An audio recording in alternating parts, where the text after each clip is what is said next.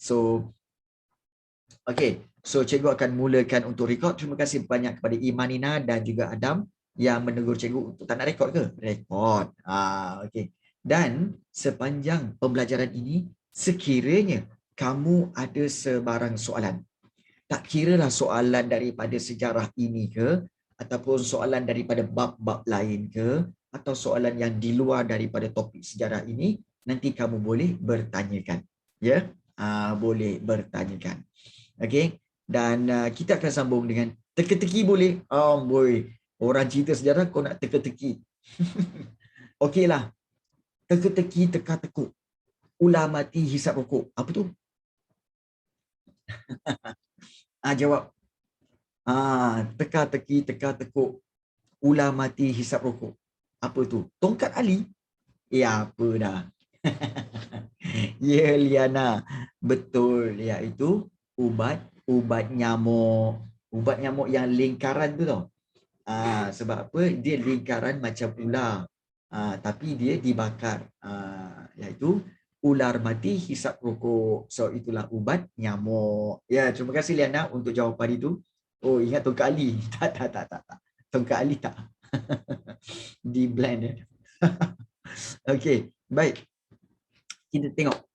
Okey, baru nak jawab dalam pantun. Okey. So, kita telah lihat penasihat British di Perlis dan juga di Kedah. So, hari ini kita nak sambung dengan penasihat British di Kelantan pula. Ada orang Kelantan sini dah. Ada orang Kelantan dah. Orang Kelantan boleh tengok ni dah. Boleh tengok ni. Okey, kita lihat di sini. Sultan Muhammad yang keempat, okey, kita tahu Sultan Muhammad keempat ni enggan menerima perjanjian Bangkok. Tak mau. Jadi British pun berunding dengan baginda. Untuk apa? Untuk mengadakan perjanjian lain. Dan pada akhirnya tahun 1910 perjanjian ditandatangani antara British dengan Kelantan.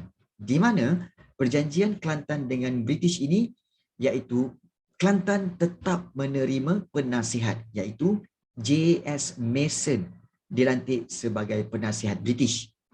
Dan Sultan Kelantan perlu mengikut dan melaksanakan nasihat penasihat British itu. Nampak tak?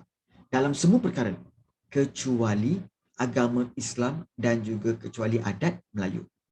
Dan Sultan Kelantan tidak dibenarkan membuat hubungan dengan kuasa luar lain tanpa melalui penasihat British.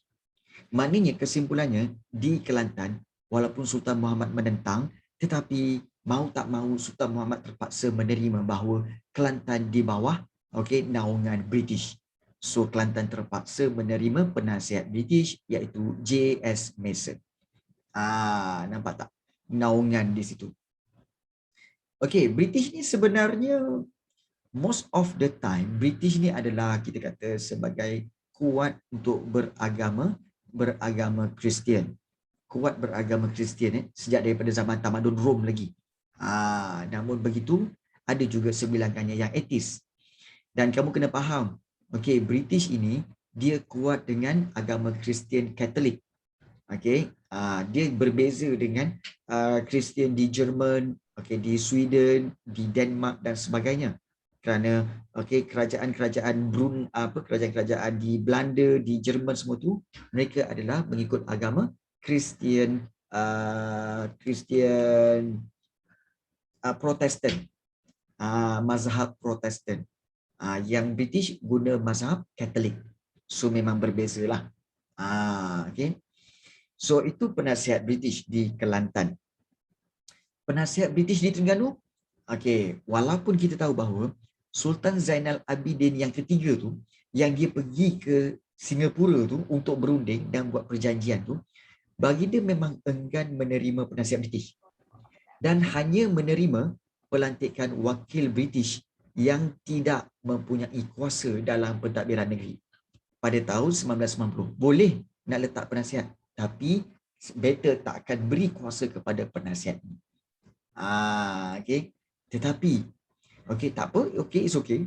Namun, penguasaan British dalam pentadbiran Terengganu ini berlaku selepas kemangkatan Sultan Zainal Abidin yang ketiga ini.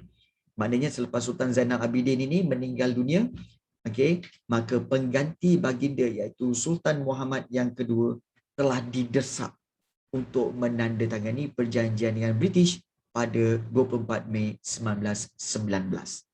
Jadi melalui perjanjian Terengganu British ini, status wakil British yang sebenarnya yang tak ada kuasa tadi tu telah berubah menjadi penasihat British yang membolehkan British campur tangan dalam segala hal ehwal pentadbiran negeri kecuali agama Islam dan adat istiadat Melayu. So penasihat British yang pertama ialah J.L. Humphreys. Nampak tak? Maknanya di sini, walaupun Sultan Zainal Abidin ni hebat, dia berjaya untuk buat perjanjian baru dengan British, kemudian British tak dapat letakkan penasihat, hanya wakil sahaja, tapi British ni dia lebih panjang akal. Tak apa, tak apa. Kita letak wakil, tak apa. Tak apa. Kemudian apabila Sultan Zainal Abidin meninggal dunia, terus British desak. Okey, Sultan Muhammad anak kan. Okey, tolong sign ni untuk menerima penasihat British. Dan Sultan Muhammad, kalau kita lihat di sini, tunggu mati ya betul. Dan Sultan Muhammad yang kedua ni kalau kita lihat banyak berunding dengan pembesar negeri. Okey, berbanding merujuk kepada penasihat British. Walaupun Sultan Muhammad nak menentang British tapi dia tak mampu. Dia tak sehebat bapa dia Sultan Zainal Abidin. Dia tak sehebat bapa dia. Jadi apa yang dia buat? Dia telah berunding banyak. Apa-apa cerita berunding dengan pembesar negeri. Apa-apa cerita berunding dengan pembesar negeri. Dia tak nak bincang pun dengan penasihat British. Ini menimbulkan kemarahan British dan dianggap sebagai penghalang dasar British di Terengganu. Kira-kira Sultan Muhammad ni kira berani jugalah. Kira berani juga menentang British tau. Jadi pada tahun 1920, baginda turun takhta dan digantikan dengan Sultan Sulaiman Badrul Alam Shah. Nampak tak? Nampak tak kuasa British? Kuasa British sampai boleh memaksa Sultan untuk turun takhta digantikan dengan adik dia. Sebenarnya Sultan Sulaiman Badrul Alam Shah ni adik dia. Gantikan dengan adik Sultan Muhammad. Nampak tak? Kuasa British yang begitu kuat. Sultan kena turun tahta, bayangkanlah. Jadi ini adalah satu kita kata sebagai perkembangan yang menyedihkan. Oleh kerana Sultan tak nak ikut cakap British, maka British telah mendesak dan juga menurunkan tahta. Banyak kes. Contoh macam kalau kamu lihat, kalau kamu ingat Sultan Perak kan, Sultan Abdullah. Sultan Abdullah dibuang negeri sampai ke Pulau Seychelles. Kemudian juga salah seorang Sultan Selangor iaitu Sultan Riyatuddin ke Muhyiddin. Sultan itu juga telah dibuang negeri. Sebab apa? Sebab melawan cakap British. Betul. Betul. Okey, cikgu, kalau penasihat British campur tangan agama Islam dan adat Melayu, adakah cara hidup kita sekarang ini akan berubah? Tak. Sebenarnya, British tahu tentang adat Melayu dengan agama Islam jangan diusik. Kalau diusik, kan, lagi banyak pertempuran, lagi banyak penentangan akan berlaku. Sebab itu British tak berani juga campur tangan dalam adat istiadat Melayu dengan agama Islam. Berani nak buat. Jadi itu akan tapi sebab British tahu jangan dijolok sarang tebuan. Jangan dijolok sarang tebuan. Jangan diganggu agama Islam dan adat istiadat Melayu. Lagi teballah buku teks pasal perang nanti. Nampak tak? Kira-kiranya British bijak jugalah. Ya, betul. Sebenarnya British nak hasil bumi dengan hasil cukai tu je. Yang agama dengan adat istiadat tak ambil pot pun. Lantaklah. Dia tak ambil pot pun. So itulah yang berlaku kepada negeri Terengganu. Kelantan dengan Terengganu kedua-duanya terpaksa menerima penasihat British. Okey. So itu yang berlaku ya. Ya betul, tak bagi faedah pun. Kalau nak ubah agama Islam dan juga adat istiadat Melayu, tak ada faedah pun bagi British. Tidak membawa apa-apa keuntungan sebenarnya. Baik. Kemudian kita lihat satu lagi cara. Ya, Abdul Rahman. Ada soalan, boleh tanya. Okey. So kita lihat di sini berkaitan dengan menggubal undang-undang. Okey. Kita lihat menggubal undang-undang.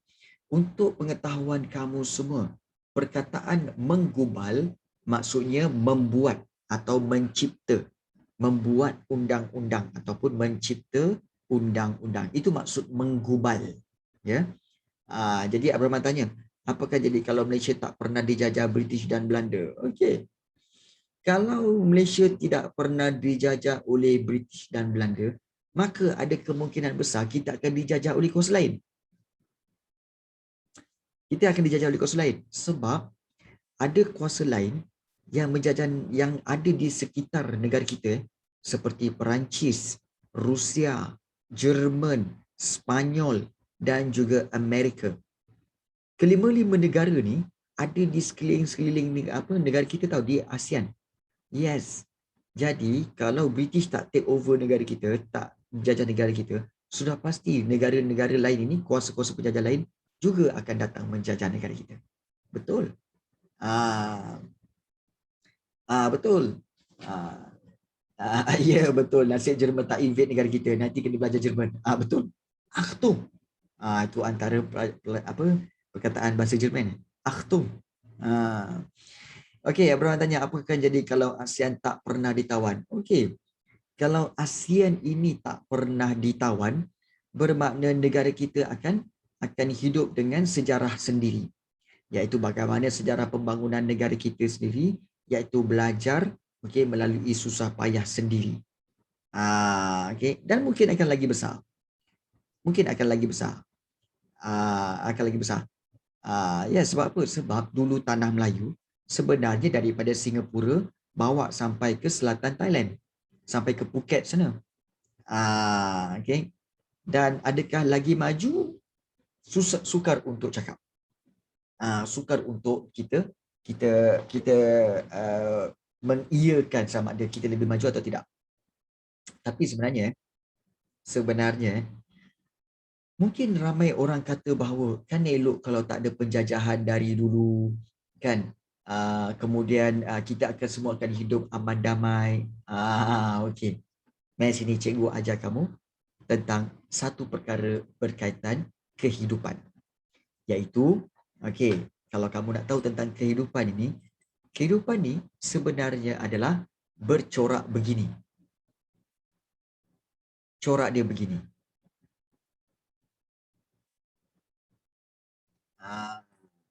Okey, kamu tengok ni dulu. Okey, kita berhenti sekejap untuk memberi laluan azan asar. Sekejap kita rest sekejap untuk azan asar.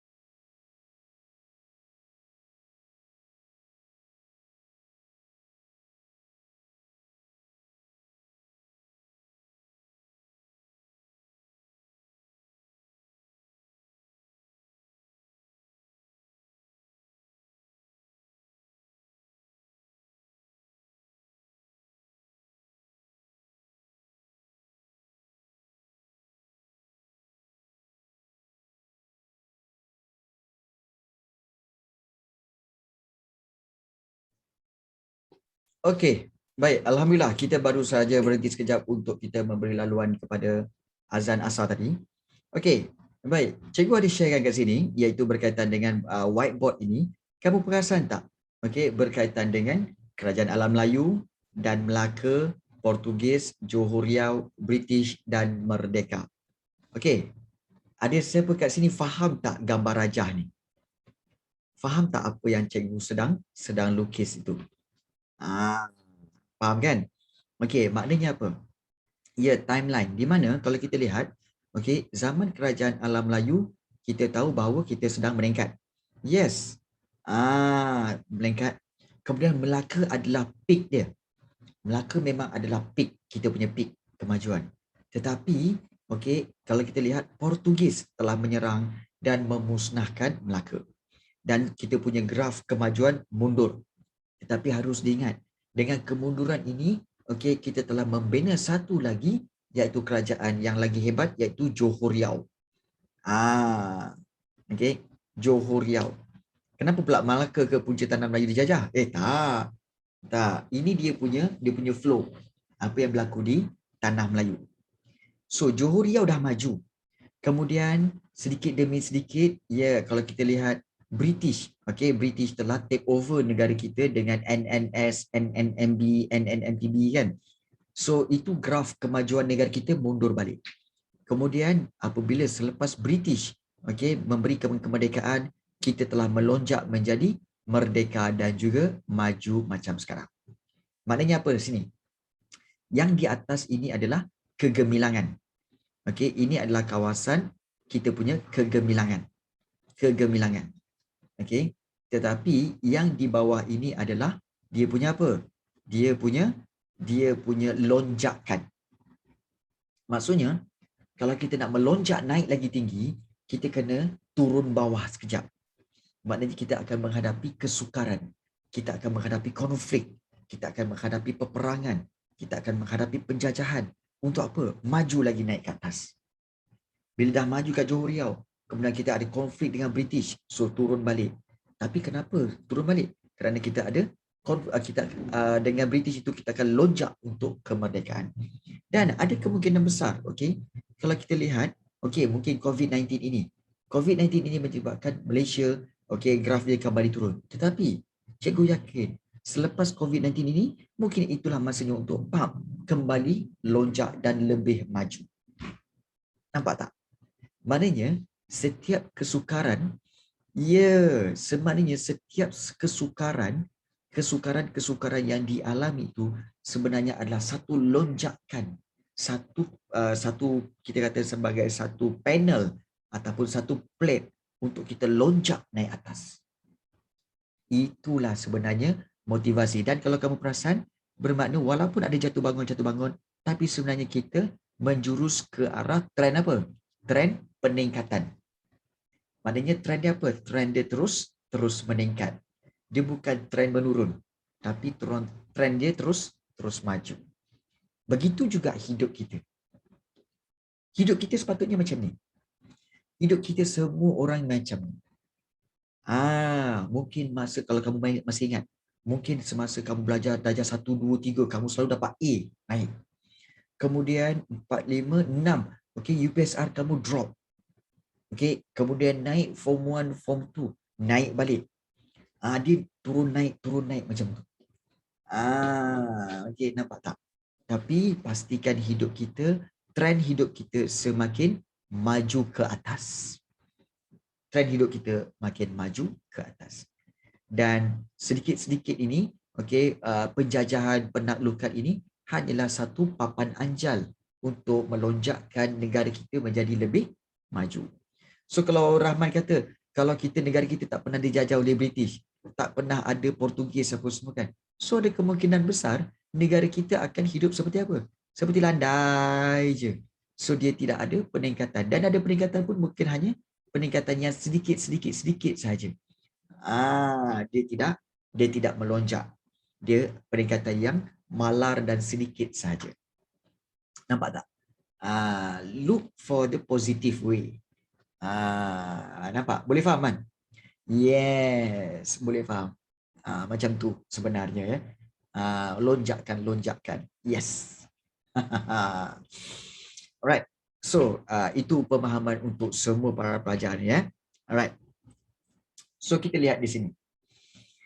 Okey, bagaimana satu lagi teknik bagaimana untuk raja-raja Melayu dan para pembesar untuk menangani cabaran barat sebenarnya adalah menggubal undang-undang, mencipta undang-undang di mana raja-raja Melayu berusaha menjadikan pemerintahan negeri ini bercorak kerajaan berperlembagaan.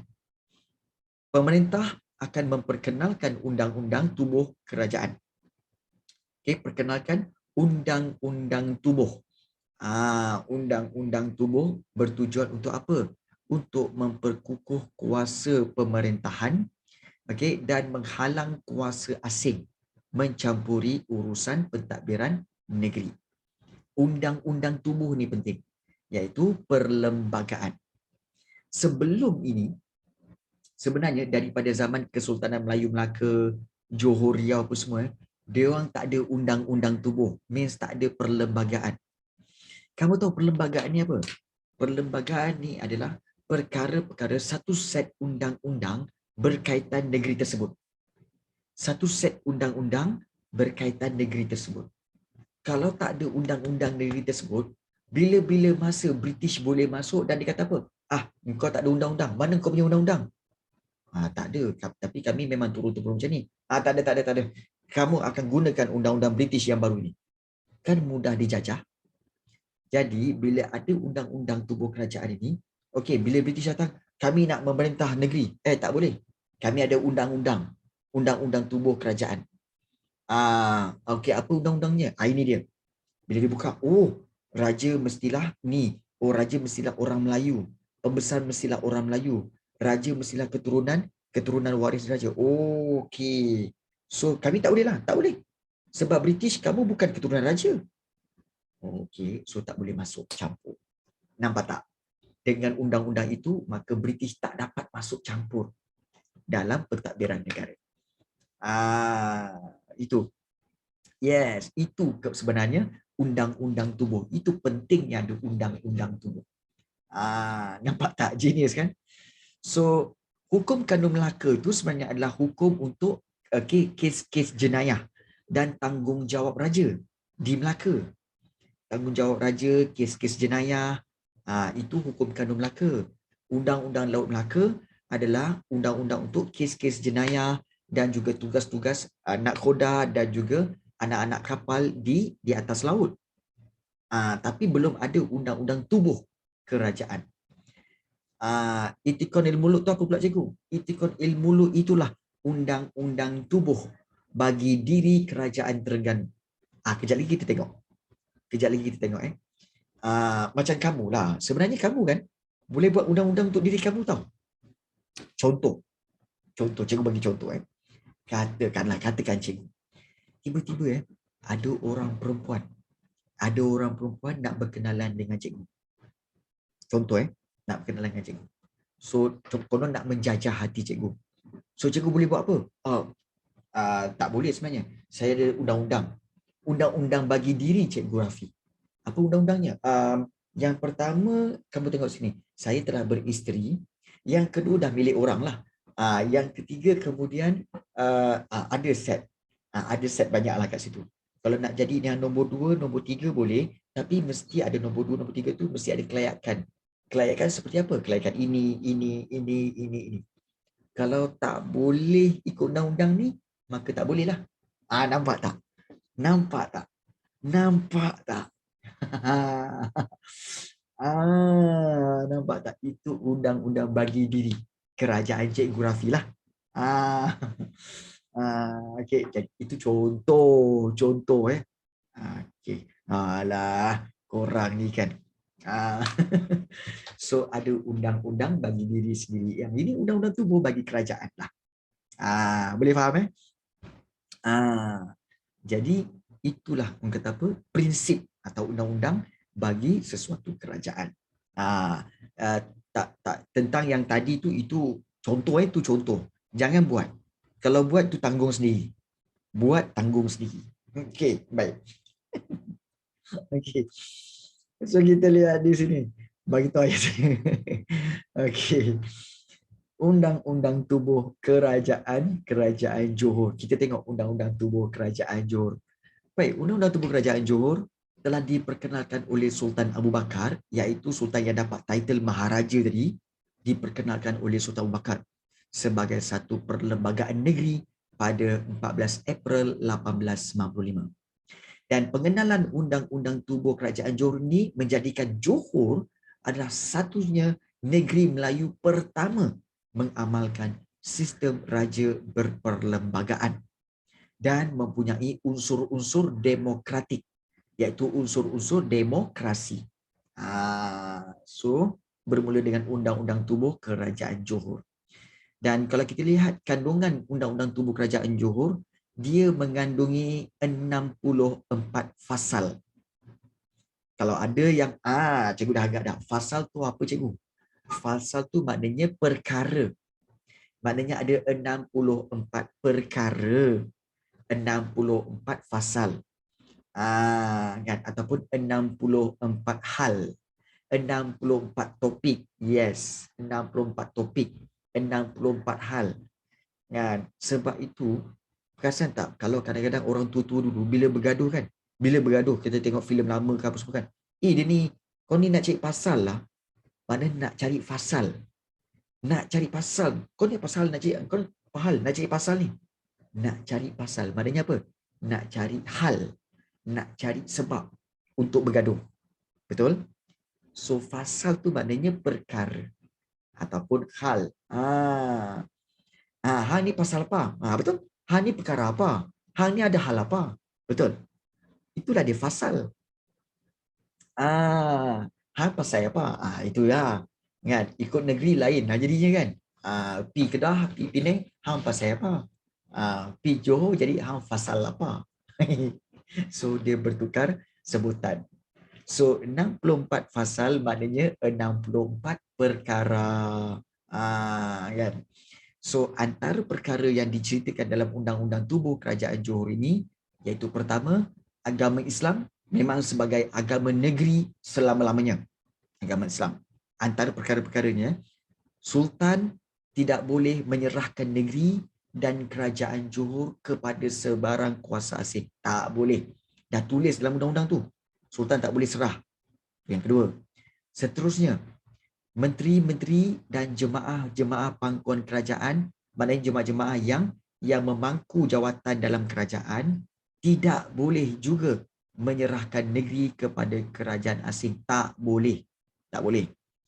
Jemaah menteri hendaklah terdiri daripada bangsa Melayu, rakyat Johor dan beragama Islam. Maknanya menteri-menteri ni nak jadi menteri mesti orang Melayu, mesti orang Johor dan mesti orang Islam. Dan ahli majlis mesyuarat kerajaan mestilah terdiri daripada rakyat Johor, dan raja serta kerajaan Johor akan mengekalkan hubungan baik dengan kerajaan lain, terutama sekali kepada British. So, apabila British nak take over kerajaan Johor, contohnya apa tahu? Dia kata, kami nak masuklah, nak memerintah Johor. Tak boleh. Tak boleh. Okay. Kenapa pula tak boleh? Okay, dia pun kata, kami ada undang-undang. Okay, undang-undang kami menyatakan kat sini. Menyatakan apa tahu? Iaitu raja ataupun sultan mestilah daripada keturunan raja. British awak keturunan raja ke? Tak kan? Okay, baik. Kemudian British kata apa? Kami nak masuk nak jadi menteri. Okay, kat sini tulis, jemaah menteri mestilah bangsa Melayu. Kamu bangsa Melayu ke? Tak kan? Tak boleh. Okey, mestilah rakyat Johor. Kamu rakyat Johor? Bukan? Tak boleh. Beragama Islam. Boleh masuk? Tak boleh. Contoh. Jadi, bermakna di sini, bila dah baca semua undang-undang tu kan, jadi, British kata apa? Tak boleh lah. Maknanya kami nak masuk pemerintah Johor. Kami nak jadi menteri pun tak boleh. Tak boleh. Nampak tak? Kami ada undang-undang dah. Nampak tak? Itu cara penggunaan kandungan Undang-Undang Tubuh Kerajaan Johor. Itu dia punya kita kata sebagai trik dia. Sampai sekarang ke macam ni cikgu? Yes, sampai sekarang. Sampai sekarang untuk kerajaan, ya, sampai sekarang. Okay. Betul. Tak ada chance. Betul, tak ada chance. Saya tak faham kenapa selama ini British yang memerintah bukan Sultan dan Menteri.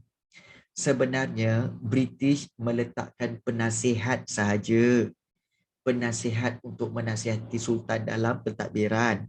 Yang memerintah masih Sultan dan Menteri-Menteri. Kita faham kita faham. British tak memerintah, sebenar-benar memerintah. Tapi British hanya meletakkan penasihat dia. Untuk Sultan ikut nasihat penasihat British itu. Nampak tak? Ya, tu je. Ya, tapi nasihat itu wajib dengar. Iaitu kata apa? Contoh macam apa tau? Oh, tuanku, well, you see, tuanku, I give you the advice, which is, you cannot do this. Okay, tuanku, you cannot do this. Okay, I just advise you, I just give you the advice. But if you not take my advice, okay, I will slap you. If you not take my advice, I will slap you. Again, but I just give advice. I just give advice. Okay, but if you don't want to take my advice, okay, I will slap you. Nampak tak?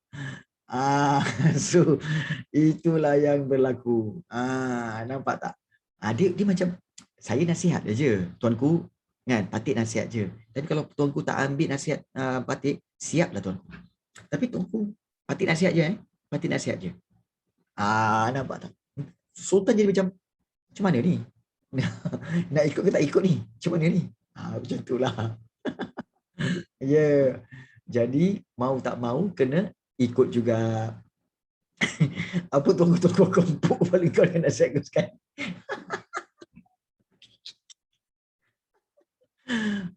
Sultan bilang kau dah kenapa? Penasihat je pun. Ya Allah, betul sangat macam mak saya. Itulah. Itu cara saya bagi nasihat kat adik-adik saya ikut. Itulah. Kan? Mak kamu kata apa? Buatlah, buat. Kan? Mak tak marah, tapi kalau buat, siap. Mak tak marah, Mak tak marah, tapi kalau buat, siap. Macam mana ni?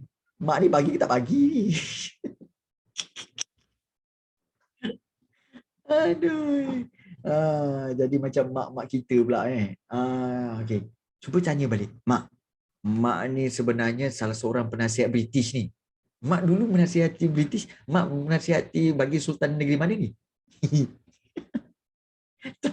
tak pasal-pasal kena lempang dengan mak kamu. Kan? Jadi mak ni mesti bekas penasihat British ni. Kan? Mak ex-resident Okay. Mak tiba-tiba kena lempang. Tiba-tiba mak kamu keluar ambil slipper saya sujud. Kau cakap apa tadi? Mai sini. Okay. Bahayalah kalau mak saya jadi penasihat lagi seram daripada British kot. Pegarutan sambil menasihati Sultan. Lagi ngeri. mak dah bini askar.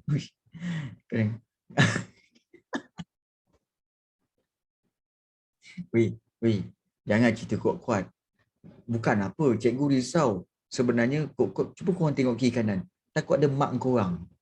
Buatnya kat kiri kanan korang ada mak korang, tak pasal-pasal mak kau tengok je kan. Kau cerita apa tadi? Tak pasal-pasal je kan. Hati-hati Kalau ada mak kat sini, mak, kami gurau je mak. Mak, kami gurau je. Mak jangan ambil hati mak. Jangan gurau. Kan tak pasal-pasal kasut slipper saya sujud dia terbang kat kepala korang sampai kat sini. Sudah, ni slipper siapa pula ni? Tak pasal-pasal. Okey. Jadi, okey, tengok kiri kanan dulu cerita-cerita juga. Alright. So, itu kandungan undang-undang tubuh kerajaan Johor undang-undang slipper kena buka saya. Ariel, terbaik. Real. Okey, terbaik.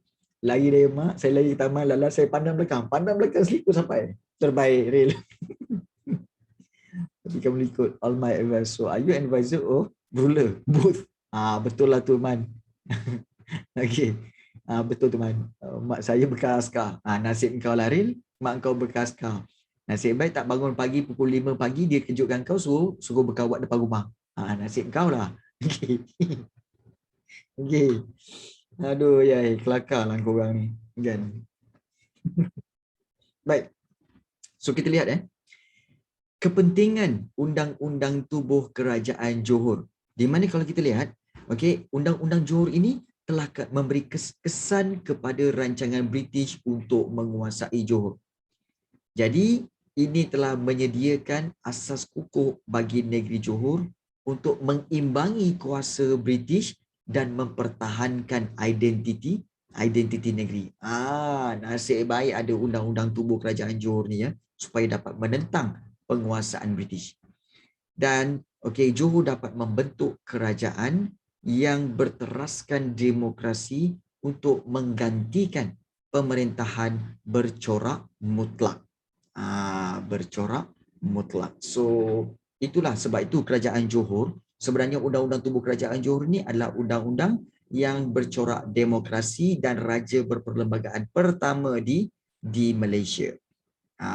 Itulah kepentingan Undang-Undang Tubuh Kerajaan. Dan itu di Johor. Bagaimana di Terengganu? Di Terengganu ada Undang-Undang Bagi Diri Kerajaan Terengganu, iaitu Undang-Undang Bagi Diri Kerajaan Terengganu ataupun dipanggil, ini dia. Cikgu nak minta kepada Syarul untuk baca. Syarul, baca tu dalam bahasa Arab tu disebut macam mana? Syarul. Boleh tak bacakan apa yang ditulis kat sini? On kan mic. Ada? Syarul dia kat ni? Ya, cikgu. Silakan Syarul. Ni bacanya macam mana? Tak clear tu sekejap. Tak clear. Kau ni tak clear. Cikgu clear kan? Ada line dia tu. Yang ini. Yang mana? Yang ini. Yang ITQAN ni. Yang tu ingatkan di bawah. Yang ini je.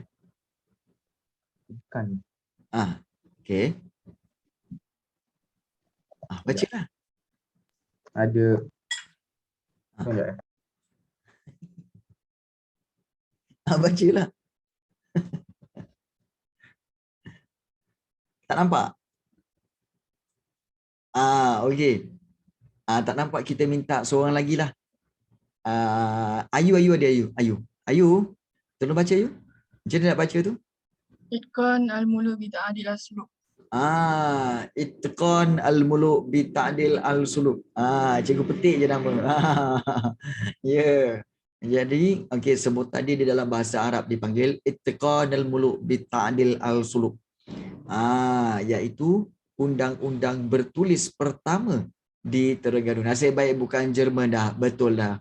Dan undang-undang tersebut digubal oleh Sultan Zainal Abidin yang ketiga pada tahun 1911, dan Itqan al-muluk ni bi ta'dil al-suluk bermaksud keyakinan kepada pemerintah yang berdasarkan keadilan.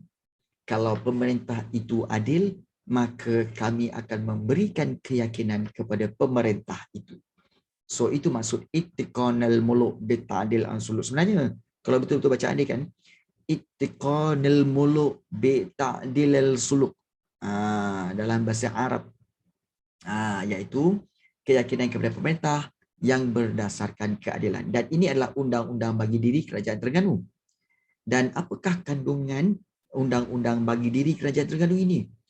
Dalam undang-undang ini, Terengganu ni, dia ada tulis tahu, iaitu apa? Islam merupakan asas perundangan negeri. Itu isi kandungan dalam undang-undang itu. Kerajaan Terengganu merupakan kerajaan Melayu Islam. Kandungannya merangkumi apa tahu? Soal kuasa sultan, tugas pembesar, kesetiaan rakyat dan peraturan-peraturan dalam negeri. Paling penting, Sultan Terengganu dah tulis dalam undang-undang ni, Sultan Terengganu tidak boleh menyerahkan negeri Terengganu kepada mana-mana kuasa asing. So kalau British kata apa? British jumpa Sultan Terengganu, we want this Terengganu. to be our colonized. So Sultan Terengganu boleh tunjukkan, cannot. This is our law. This is our constitution, perlembagaan. So where's the constitution? This one. Okay, undang-undang bagi diri. Colonize tu jajah lah, maknanya penjajahan. Bagi negeri yang dijajah. Colonize. So bila Sultan bagi je, dia tengok, oh, Sultan Terengganu tidak boleh menyerahkan negeri Terengganu kepada mana-mana kuasa asing. See, you see, I am as a Sultan in this country, in this state, in this Terengganu, I cannot give you this my country to you.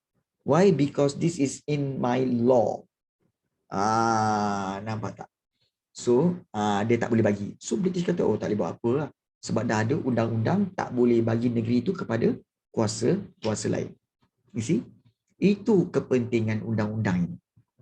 Supaya dapat menghalang penguasaan British.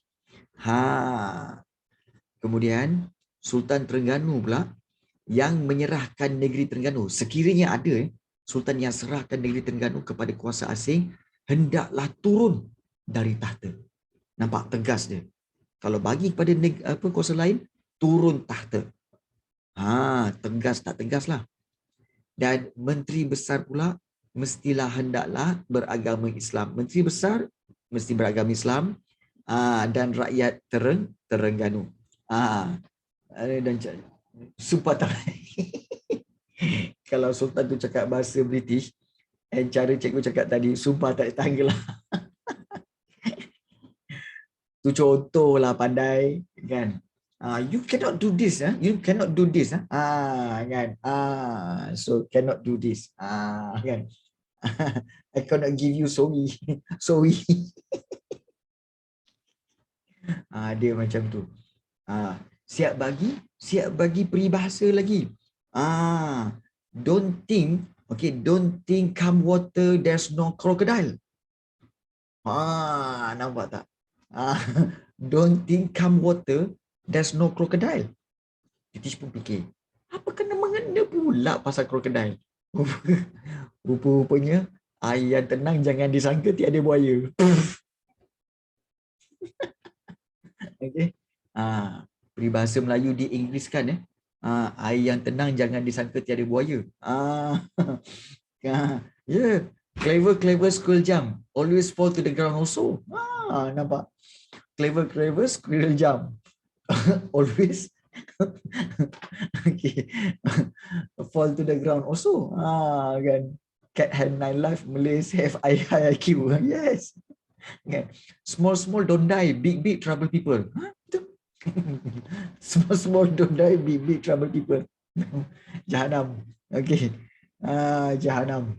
Memang jahanam. British siap garu kepala dia, apa benda lah ni. Jadi itulah. Okay. Aduh, ya.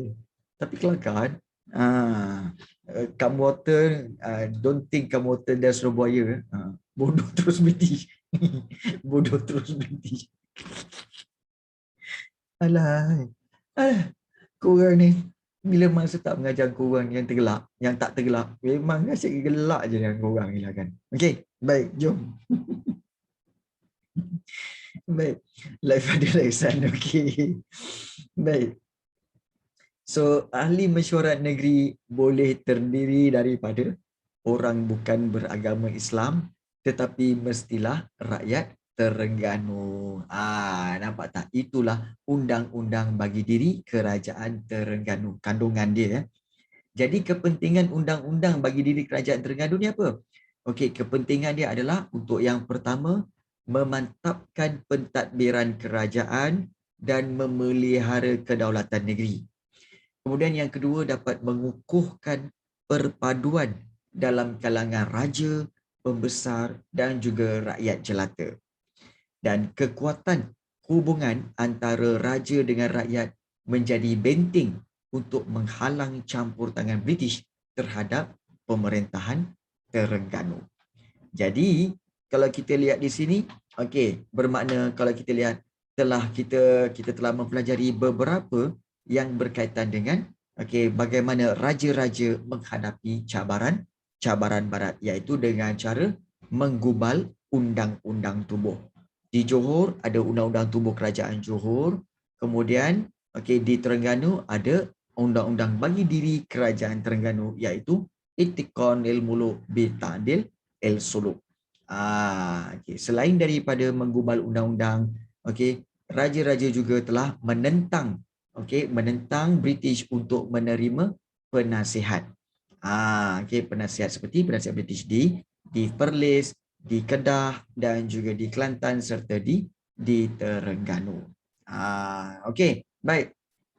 So, telah banyak kita belajar tentang hari ini tentang bagaimana raja-raja menggubal undang-undang tubuh bagi menangani cabaran barat. So, ada sebarang soalan untuk ditanyakan tak? Topik ni memang luas sikitlah. Memang banyak. Memang banyak, jauh lagi ni. So kita pergi perlahan-lahan. Jadi cikgu tak nak drag lagi sebab cikgu rasa kamu pun dah tak larat dah kot. Mungkin sebab dah petang, kemudian juga dah tak masuk dah pun. Masuk pun sikit-sikit aja. Masuk pun sikit-sikit aja.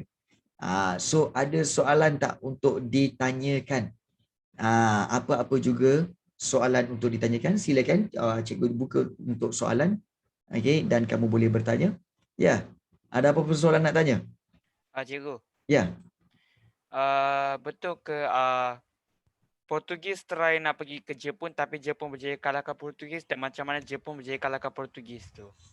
Okey, baik. Sebenarnya kalau kita lihat berkaitan dengan Portugis untuk datang menyerang Jepun, sebenarnya Portugis dia sebenarnya cuba untuk menguasai China dulu. Sebelum menguasai Jepun, dia cuba untuk menguasai China. Tetapi kalau kita lihat, yes, kerana China adalah pusat perdagangan pada waktu itu. Pusat perdagangan pada waktu itu. Namun begitu, oleh kerana dia terhad sampai ke China sahaja dan tidak boleh pergi ke Jepun.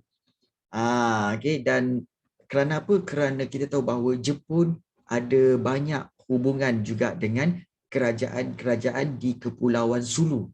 Kepulauan Sulu, di Filipina dan sebagainya. Sebab itu, Portugis kalau tak silap cikgu tak berjaya untuk menawan, untuk membuat perdagangan dengan Jepun. Dan Jepun pada waktu itu pun tak dipanggil Jepun, dipanggil Ryukyu. Dipanggil Ryukyu. Ryukyu. Tapi tentang kalau ada berlaku halangan, iaitu serangan oleh tentera Jepun kepada Portugis, itu di luar pengetahuan cikgu sebenarnya. Tetapi hubungan perdagangan tak nampak antara Jepun dengan Portugis. Tak nampak. Menurut kajian cikgu lah. Tapi kalau ada maklumat terbaru, mungkin cikgu akan maklumkan kepada kamu. Setakat ni tak ada. Baik. Ya. Ini lagi satu soalan. Kenapa Tokugawa Ieyasu sangat terkenal kat Jepun, dan apa berlaku pada pembantu dia, iaitu kawan rapat dia, iaitu Date Masamune, selepas dia dah mati? Oh, yang itu. Alamak. Yang itu sebenarnya di luar kemampuan cikgu lah, nampak Rahman.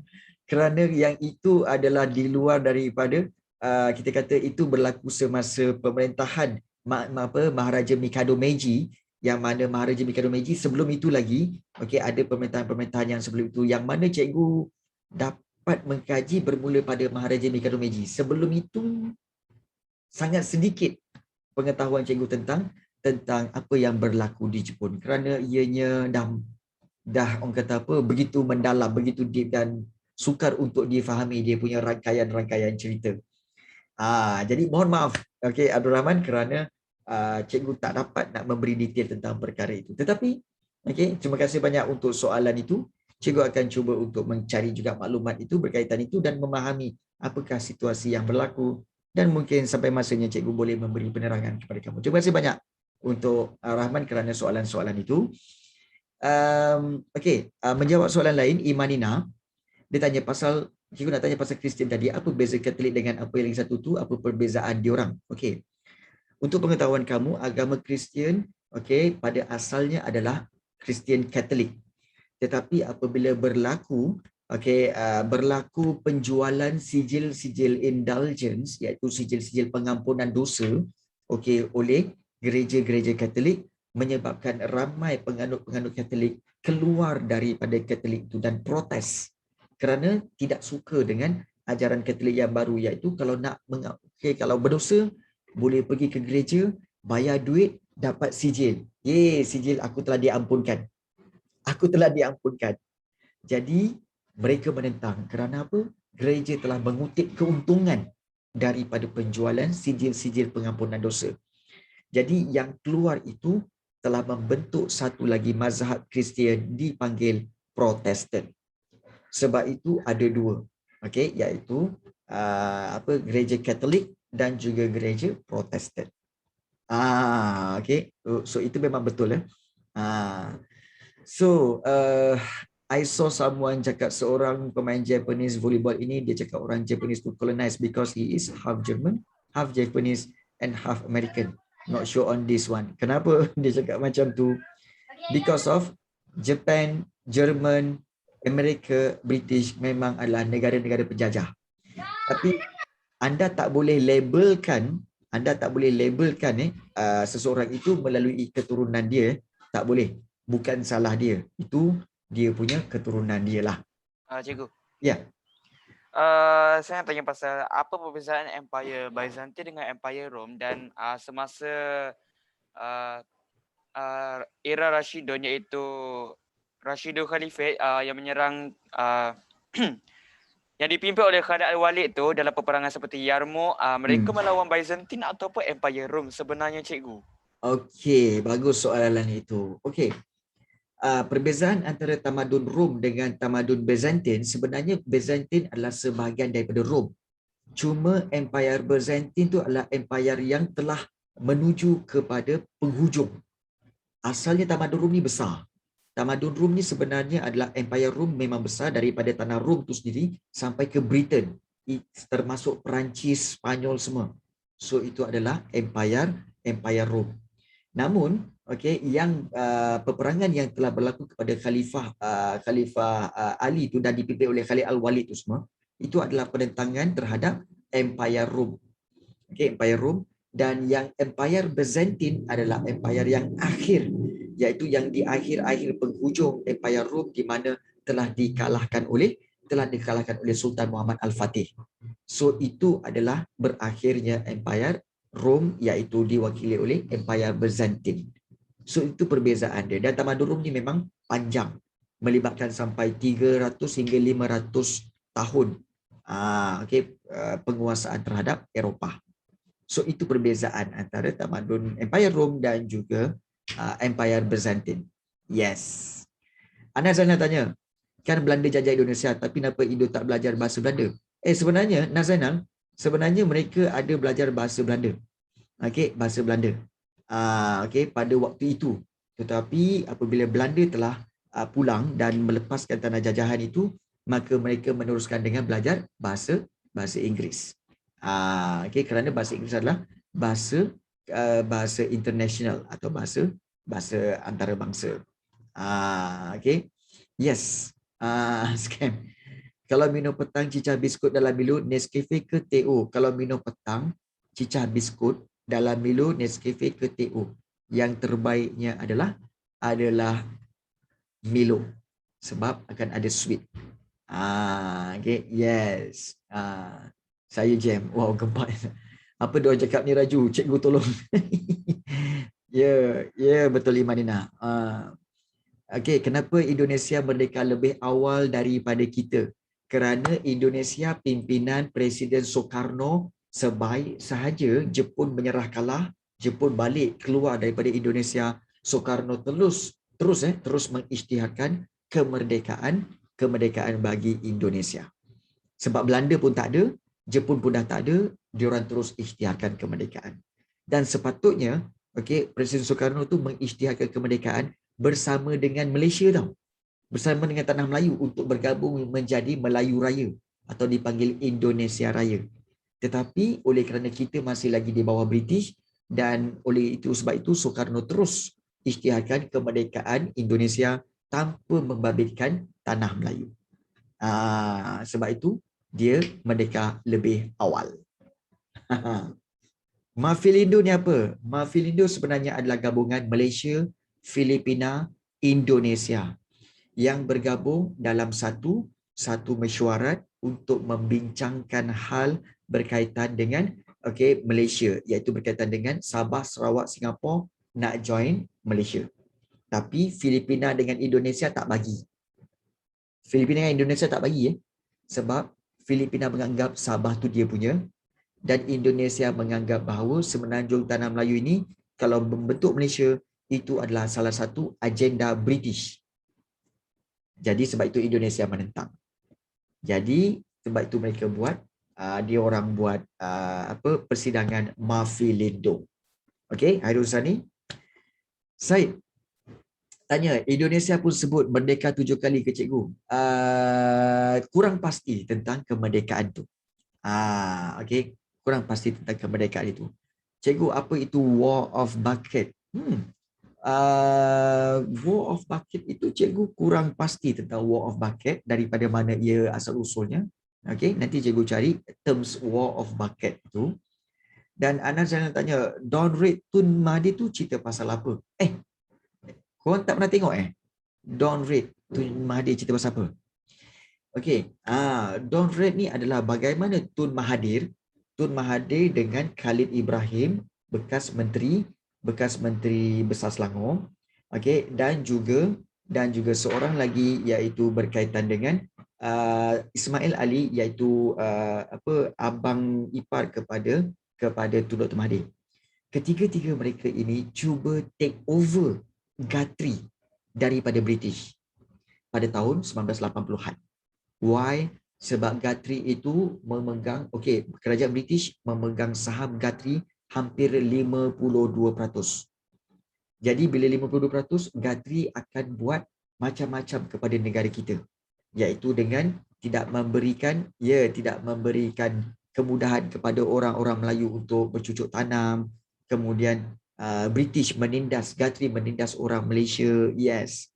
Jadi menyebabkan Tun Mahathir merancang untuk take over Guthrie supaya Guthrie bukan lagi menjadi Britain punya tetapi menjadi Malaysia punya. Dan akhirnya dengan bermodalkan 1 bilion yang diambil daripada ASN, Amanah Saham Nasional, maka Tun Mahathir berjaya take over Guthrie itu menjadi milik Malaysia. Dan Guthrie itu digabungkan dengan syarikat Sime Darby. Sebab tu Sime Darby itu besar sekarang. So Sime Darby itu adalah sebenarnya kepunyaan syarikat milik kerajaan. Itulah Guthrie dan juga Sime Darby. Padahal Guthrie dan Sime Darby dua-dua sebenarnya British punya. Telah berjaya di take over. Bagus. Pengetahuan kamu tentang sejarah Malaysia dan sejarah kehebatan Malaysia dan juga dunia ini kamu mempelajarinya. Tetapi please select kamu punya pengetahuan sejarah, iaitu carilah sejarah yang memang facts. So jangan cari yang ni yang hikayat-hikayat macam hikayat seperti Sweden punya hikayat seperti Thor ke Loki ke apa semua. No. Itu bukan facts. Itu lebih kepada hikayat. Kalau nak cari hikayat, Malaysia lagi banyak hikayat. Hikayat Raja Bersiung lah, hikayat Merung Bahawangsa lah, hikayat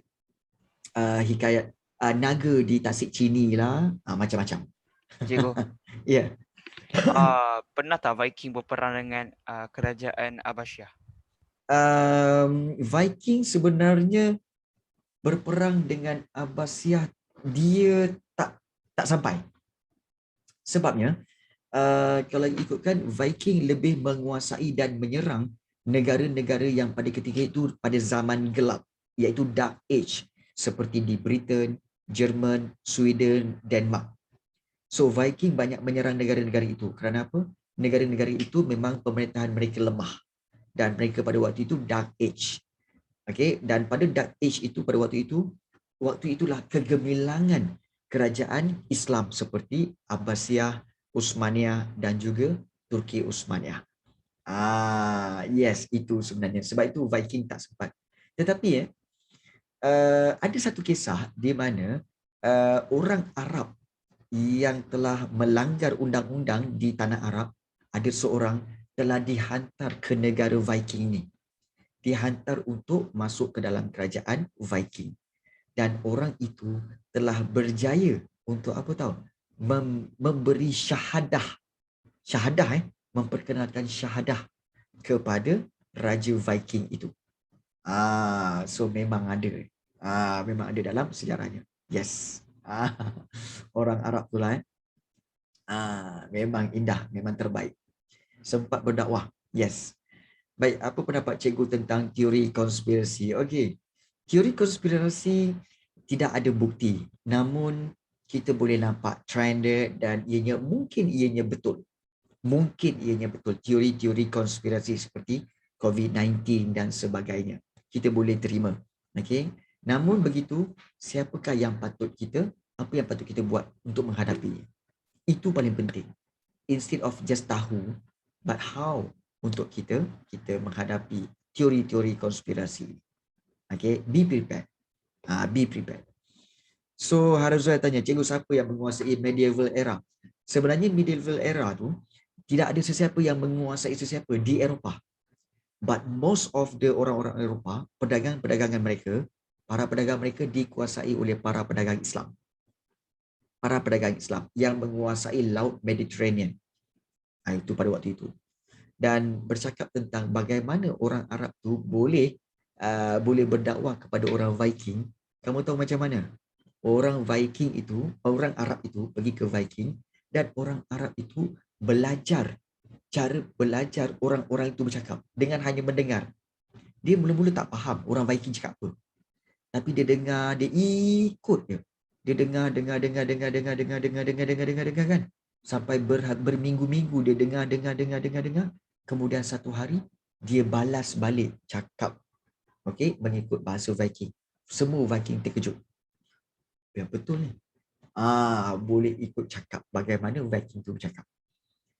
Dan memahaminya. Daripada situlah dia siap tanya, macam mana kau boleh cakap macam ni? Kemudian dia tulis di atas dengan pedang dia di atas pasir, dia tulis la ilaha illallah Muhammadur Rasulullah. Dia tulis. Macam tu sekali. Okay. So itulah antara kita kata banyak benda-benda macam ni yang sebenarnya patut dikongsikan dengan kamu semua. Okay. Okay, ada lagi bagi Islam? Tak ada lah, tak ada. Sebab dia rasa Batu Maqdis berada di tangan orang yang lebih baik itu. Ya, betul. Betul, Abdul Rahman. Okay, Raja Richard sebenarnya dia tak jadi serang Batu Maqdis kerana dia tahu bahawa Saladin, iaitu kita kata Salahuddin Al-Ayyubi itu memang seorang raja yang terbaik. Bayangkan, okay, Salahuddin Al-Ayyubi itu nak menentang, nak berperang dengan Raja Richard. Apabila dia dengar Raja Richard itu, sebenarnya King Richard itu dalam keadaan gering, dia hentikan peperangan, dia pergi jumpa, Salahuddin Al-Ayyubi ni pergi jumpa King Richard itu, berikan ubat, berikan rawatan. Dia kata apa? Nanti kalau dah sembuh, baru kita berperang balik. Kau tengok betapa berakhlaknya. Betapa berakhlaknya. Dia hentikan perang, dia pergi jumpa King Richard. Okey, silakan ubat-ubatan ini dan juga berikan rawatan dulu. Dah baik nanti baru kita berperang. Akhlak dan adab sangat tinggi. Adab sangat tinggi. Ini menjadi contoh. Nampak tak? Salahuddin Al-Ayyubi. Nampak tak? Selalunya kita ni, sportsmanship. Alah, macam baru-baru ni ke? Yang dekat Olimpik, di mana ada dua orang yang lomba lompat jauh ke yang lompat tinggi, yang lelaki tu, di mana diorang tengah share yang lelaki yang Muslim tu sanggup untuk share lompat tinggi, untuk share gold medal. Share gold medal apabila dia punya lawan tu sakit kaki, tak boleh nak lawan dia. Yes. This is what we call sportsmanship. This is what we call adab. Terbaik. Ini adab terbaik. Itu yang kita nak. Jadi itulah jadi contoh kepada kamu semua. Dan kita semua termasuk cikgu. Jadi contoh. Buat baik kepada semua orang. Tak kira musuh ke lawan ke. Buat baik. Terbaik. Alright. So, Alhamdulillah. Kita telah banyak bincang tentang banyak perkara menarik pada petang ini. Alhamdulillah, terima kasih banyak kepada para pelajar yang sudi untuk berkongsi soalan dan berbincang-bincang pada petang ini. Okey, so dengan itu kita akan menamatkan kelas kita. Kita akan jumpa lagi pada hari Khamis minggu hadapan. Take care guys. Okey, Assalamualaikum dan bye-bye semua. Terima kasih cikgu. Cikgu. Assalamualaikum. Sama-sama. Waalaikumsalam. Terima kasih cikgu. Arigato. Okey, sama-sama. Bye. Okey, bye. Assalamualaikum cikgu. Waalaikumsalam. Sama-sama. Sama-sama Ayu.